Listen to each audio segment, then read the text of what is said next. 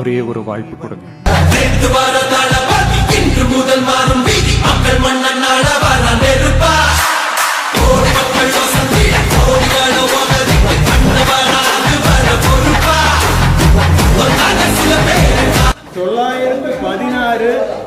ராஜா முகமது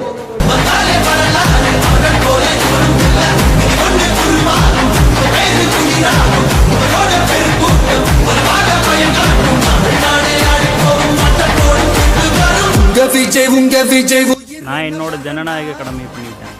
நீங்க பண்ணிட்டீங்களா?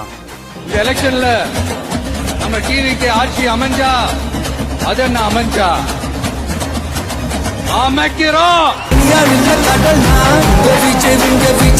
2026 சட்டமன்ற தேர்தலில் நடிகரும் தாவேக தலைவருமான விஜய் அவர்கள் வென்று தமிழ்நாட்டில் முதலமைச்சராக ஆகியிருக்கிறார்.